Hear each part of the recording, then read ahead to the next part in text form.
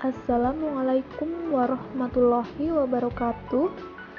Perkenalkan, saya di sini akan menjelaskan tentang potensi dari pencemaran limbah dari kotoran sapi. Nah, perlu kita ketahui bahwa limbah merupakan hasil buangan atau sisa dari kegiatan manusia maupun ternak yang sudah tidak terpakai. Limbah yang dihasilkan dari usaha peternakan akhir-akhir ini menjadi permasalahan di masyarakat karena jumlahnya melampaui batas dan tidak terkendali. Limbah tersebut berasal dari sisa pembuangan pakan, kotoran ternak, air bekas pencucian ternak, dan lain sebagainya. Limbah yang dihasilkan terdiri dari limbah padat, cair, dan gas.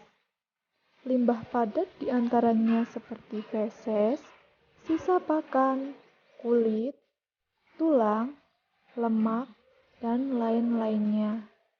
Limbah cair diantaranya seperti urin, air yang digunakan baik untuk minum maupun untuk pembersihan kandang. Limbah berupa gas terdiri dari amonia, sulfur, metan, dan H2S. Limbah-limbah ini, jika dibiarkan begitu saja, akan menimbulkan potensi pencemaran lingkungan yang dapat mengganggu masyarakat.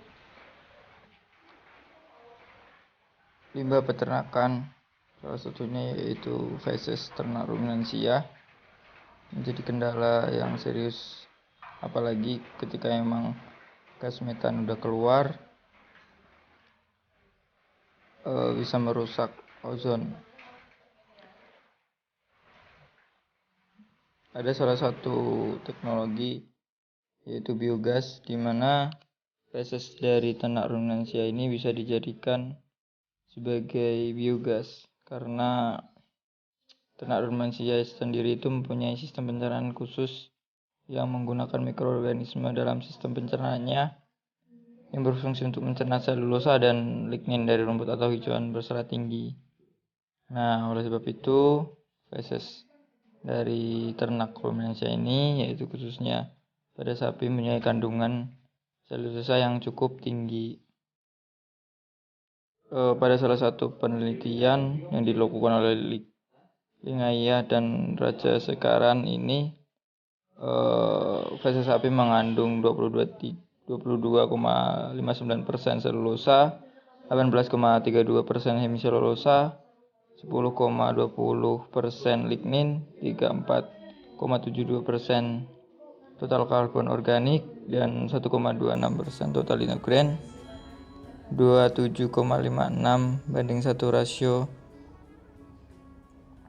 C/N, 0,73% fosfor dan kalium 0,68%. Gas bio ini atau biogas ini yaitu campuran dari beberapa gas yang tergolong bahan bakar gas yang merupakan hasil fermentasi dari bahan organik dan kondisi anaerob dalam kondisi anaerob. Gas yang dominan yaitu ada gas metan C4 yang tadi bisa merusak ozon. Kemudian juga ada gas karbon dioksida juga dapat merusak ozon seperti itu. Biogas ini memiliki kalori yang cukup tinggi ya, sekitar 4.800 sampai 6.700 kilokalori per meter kubik. Untuk gas metan sendiri itu gas metan murni ya, ini gas metan murni itu sekitar 8.900 kilokalori per meter kubik di situ.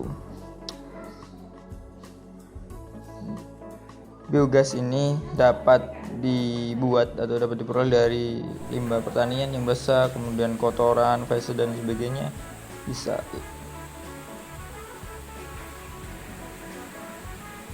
Feses sapi dapat berpotensi mempengaruhi tercemarnya air, yaitu disebabkan karena dalam feses sapi itu terdapat berbagai macam jenis telur cacing, yaitu ada 9 spesies, yaitu ada Lumbricoides, P. Plebotomum, H.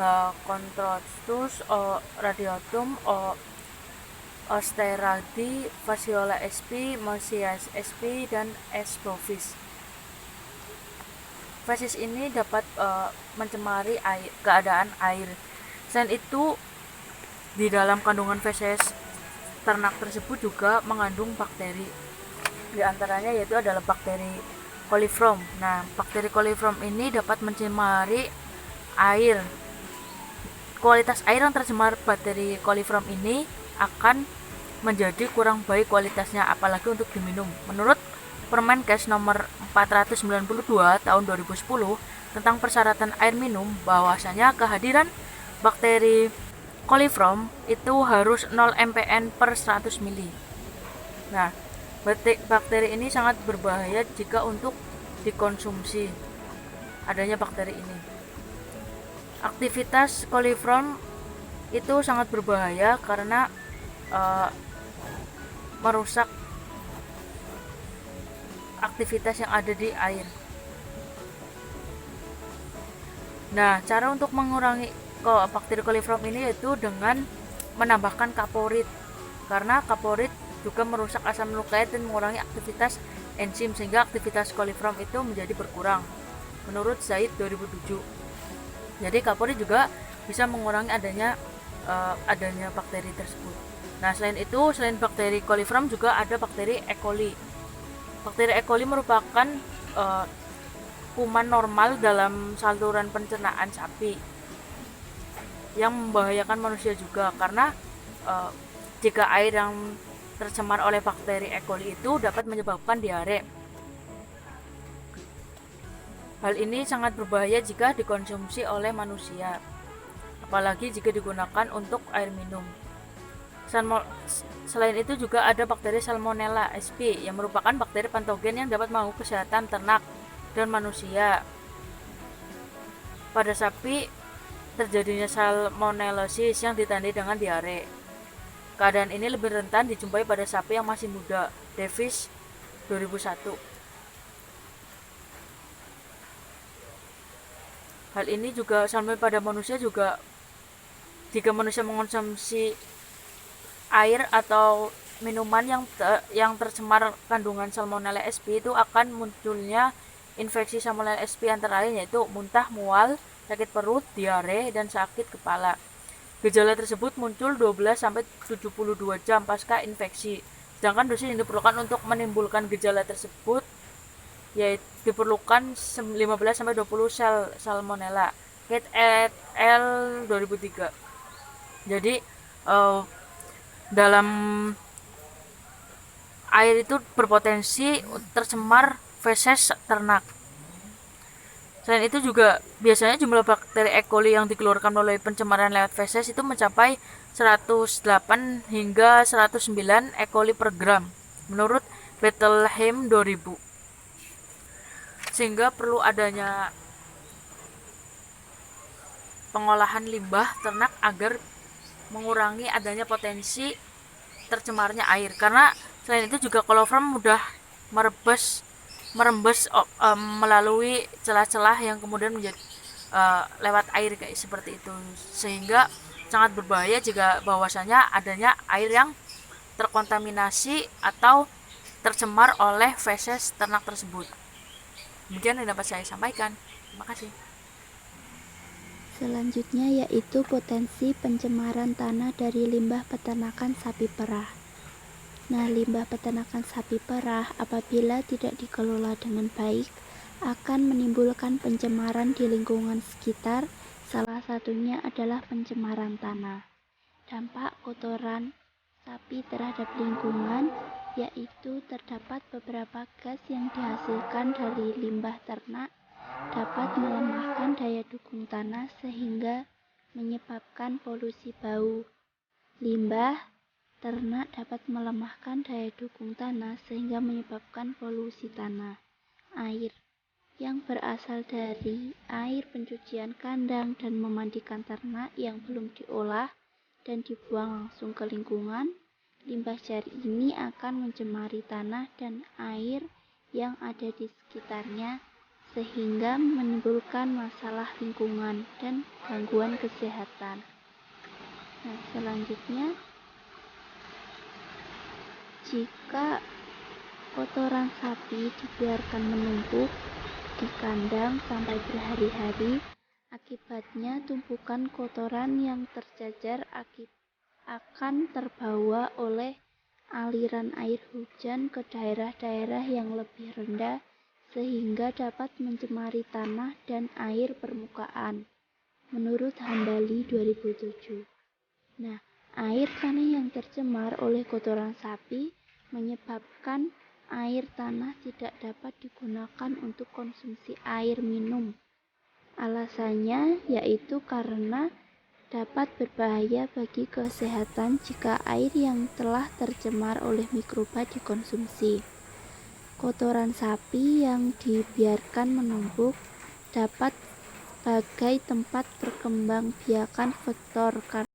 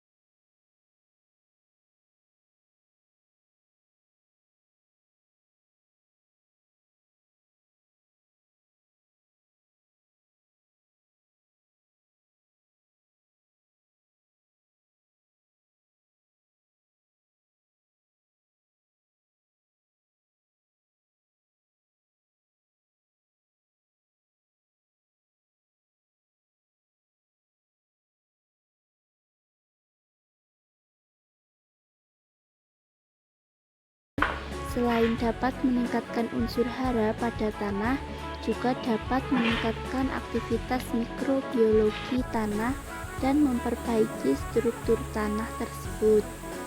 Kotoran ternak dapat juga dicampur dengan bahan organik lain untuk mempercepat proses pengomposan serta untuk meningkatkan kualitas kompos tersebut. Baik, terima kasih bagi kalian yang telah menonton video tentang pencemaran udara, air, dan lahan pertanian yang disebabkan oleh limbah peternakan sapi. Kami pamit undur diri.